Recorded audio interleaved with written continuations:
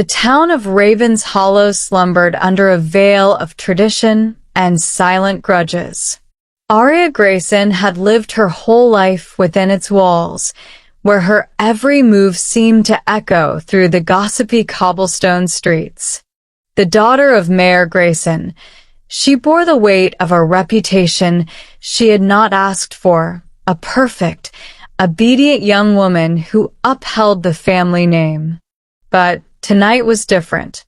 The air carried a rare crispness, and the moonlight bathed the forest just beyond the town in silvery light. Aria slipped past the gates, her heart pounding with exhilaration. She wasn't supposed to be here, wandering alone in the forbidden woods. Yet, the call of freedom was too strong, the whispers of the forest too tempting. Her dark blue cloak swirled around her as she moved, her lantern casting flickering beams of light. She hummed a soft tune, feeling bolder with each step away from the suffocating gaze of her father's mansion. And then she saw him. Elias Mason was kneeling by the stream, his sleeves rolled up as he rinsed his hands. A lantern rested on the rocks beside him, its golden glow reflecting on the water's surface. Aria froze, her breath hitching. She recognized him at once. Everyone in Ravens Hollow knew the Masons. They were craftsmen, known for their beautiful carvings and outspoken defiance of the mayor's policies. Her father often scoffed at them, dismissing their family as troublemakers. Yet here Elias was, not at all the rugged rebel she had imagined. His auburn hair caught the light as he moved, and his features were softened by concentration. He seemed utterly at ease, unaware of the figure watching him from the shadows.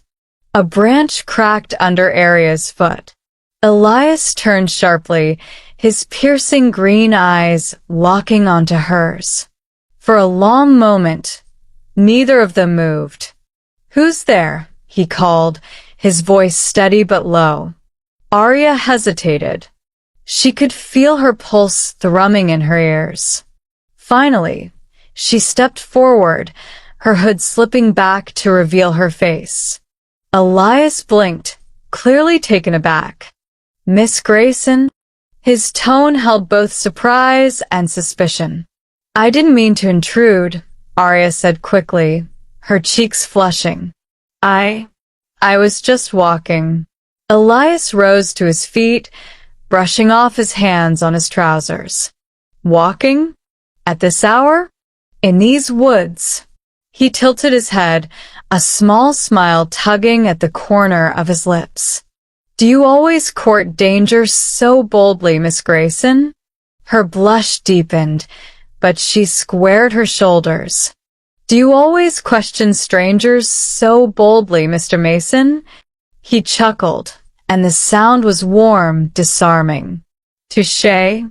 For a moment, silence stretched between them, filled only by the gentle murmur of the stream.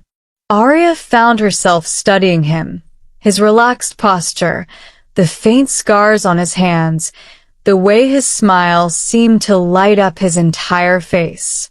He didn't seem dangerous at all. On the contrary, he seemed intriguing. "What brings you here?" she asked, breaking the silence. Elias shrugged, leaning against a tree. "The forest doesn't ask questions. It's a good place to think." Aria nodded. "I suppose we have that in common." He raised an eyebrow, clearly surprised by her admission. "And what does the mayor's daughter have to think about out here?" She hesitated. How could she explain the stifling expectations, the longing for something, anything, beyond the gilded cage of her life? Instead, she offered a half-smile. "I could ask you the same question." "Fair enough," Elias said, his grin widening. "Maybe we're both just looking for something we can't find in town." The way he said it, lightly, but with a hint of truth, made Arya's heart skip. She felt a strange connection to him, a kindred spirit in this unexpected place. As they stood there, exchanging tentative smiles, the night seemed to grow brighter, the stars above twinkling with a secret they shared. Arya felt a warmth she hadn't known she was missing. But then, a voice shattered the moment. "Arya, where are you?" She froze, the blood draining from her face. It was her father's steward, Mr. Haynes, his voice sharp and searching.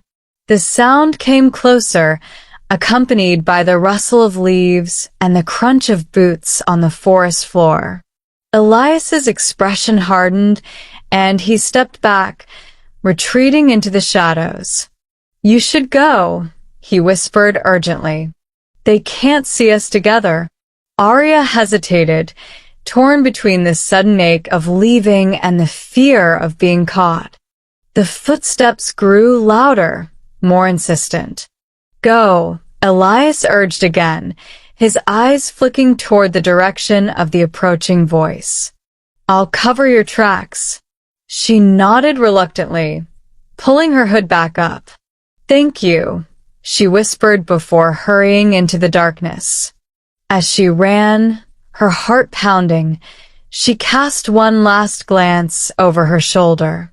Elias was still there, watching her with an unreadable expression before the shadows swallowed him whole. When Arya burst out of the woods and into the clearing, Mr. Haynes was waiting, his lantern held high. His face twisted with disapproval.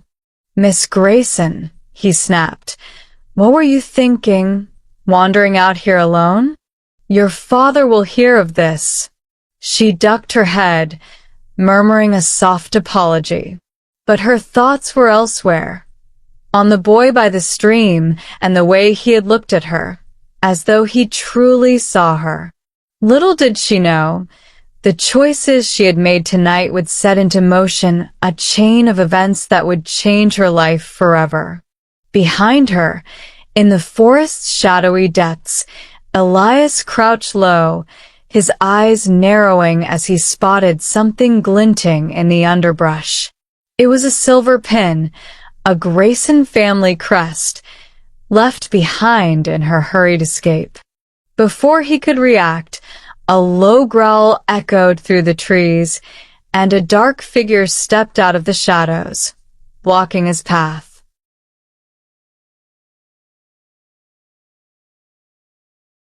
The quiet of Arya's bedroom was deceptive, a fragile shell containing her spiraling thoughts. She sat at her vanity, staring at her reflection, though her mind lingered in the woods. Elias Mason's face haunted her memory, the way his smile softened his features, the gentle lilt in his voice. It was reckless, absurd even, to think about him. And yet, she couldn't stop. Her father's voice carried through the house below, booming and authoritative. "She knows better than to wander like that, Haynes," he was saying. "I'll make sure it doesn't happen again." Arya bit her lip, dread coiling in her stomach. It wasn't fear of punishment that troubled her. It was the thought of her world growing even smaller. She longed for freedom, and for the first time, that freedom felt tied to a pair of green eyes and a warm laugh. She glanced toward the window. The moon hung high, bathing her room in a pale glow. The pull to return to the woods was irresistible. What if Elias was still there? The risk was enormous. Her father's mansion was guarded, and sneaking out a second time would only fan the flames of suspicion. But the yearning for something more, for someone who saw her not as the mayor's daughter, but as simply Arya, was stronger. Quietly, she slipped on her cloak and opened the window.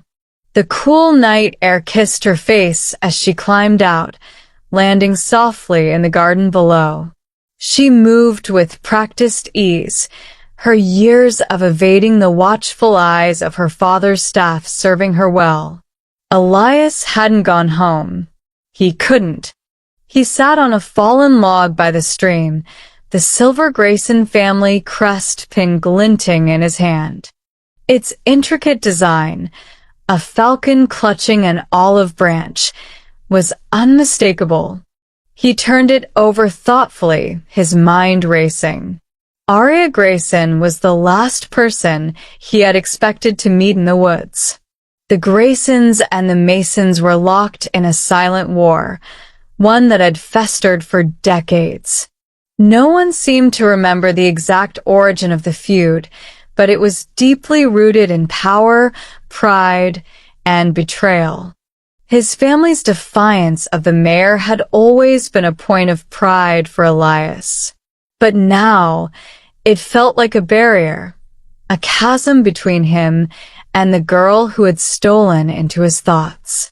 The sound of a snapping branch jolted him from his reverie. He rose swiftly, his hand instinctively moving to the small knife he carried. His heart slowed when he saw her stepping into the clearing, her lantern casting a soft glow around her. "Aria," he said, surprised but not displeased. "I shouldn't be here," she admitted, her voice trembling slightly. "But I had to come back. I had to see you." Elias studied her, his expression unreadable. Then he extended his hand, showing her the pin. "I believe this belongs to you." Her eyes widened, and she reached for it. Their fingers brushed briefly, sending a shiver down her spine. "Thank you. I must have dropped it when I left." "You're lucky no one else found it," Elias said quietly. "Do you have any idea what could happen if someone knew you were out here?" "With me?" She nodded, clutching the pin tightly. "I know it's dangerous, but I can't help it." He tilted his head, a small smile playing at his lips. "Can't help what?" "Coming here. Talking to you." Her voice was barely above a whisper, but her words carried weight. For a moment, they simply stood there, the forest alive with the sounds of crickets and rustling leaves. The world beyond seemed to fade, leaving only the two of them. Aria felt a strange courage bubbling up inside her, a defiance she hadn't known she possessed. "What about you?" she asked. "Why are you still here?" Elias hesitated, his gaze flickering to the stream. "Because maybe I couldn't help it either."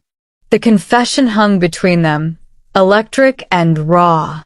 Elias met her eyes, and in that moment, the divisions between their families, their worlds, seemed insignificant. The nights that followed were a blur of whispered meetings and stolen glances. They met beneath the moonlight, weaving secrets into the fabric of the forest. Aria told Elias of her suffocating life in the mayor's mansion, of the expectations that weighed her down like iron chains.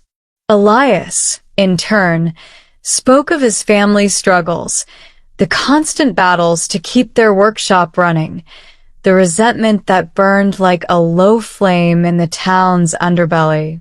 "You're nothing like I imagined," Aria admitted one night, her fingers trailing over the moss-covered trunk of a tree.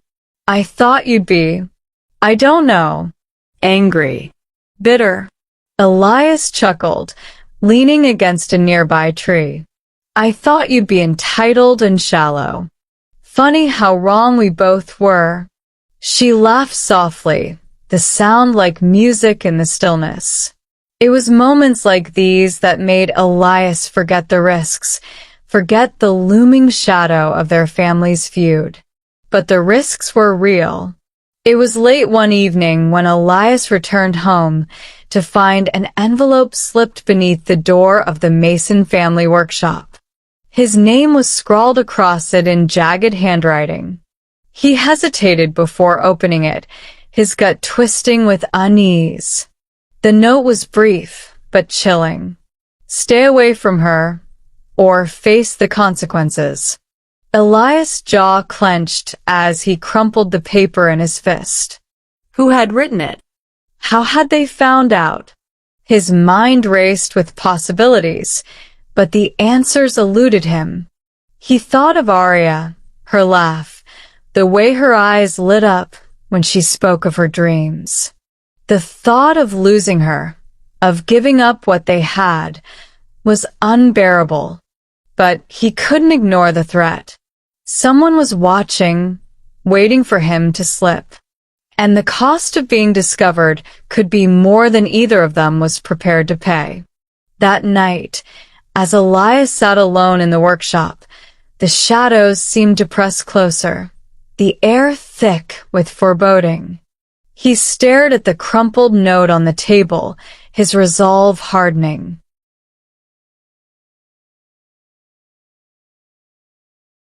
But outside, in the moonlit street, a figure lingered in the shadows, their eyes fixed on the workshop door. The air in Raven's Hollow was heavy with tension, though most of the townsfolk were oblivious to its source. For Elias, every glance felt like a question, every shadow a warning. The note had unsettled him, but it didn't extinguish his resolve. If anything, it fanned the flames of his determination. Arya deserved to be free, and she deserved to be loved, not for her family name or her position in society, but for the person she was beneath all that. Elias couldn't walk away, no matter the cost. But the weight of the threat lingered in his every step. Arya, too, felt the invisible chains tightening around her. Her father's stern warnings about propriety and her future were becoming more frequent, his suspicions growing with each passing day. "You're distracted," he remarked one morning at breakfast, his sharp eyes narrowing at her. "And you've been far too restless lately." "It's unbecoming, Arya." "I've been reading, father," she lied, trying to keep her tone light. "Perhaps I've just lost myself in a story." Mayor Grayson's frown deepened. "Lose yourself in something more productive. I've had enough of this wandering nonsense. You're not a child anymore, and your future requires focus." He leaned back in his chair, his tone shifting to one of authority. "I've made arrangements for you to meet Maxwell Carrington.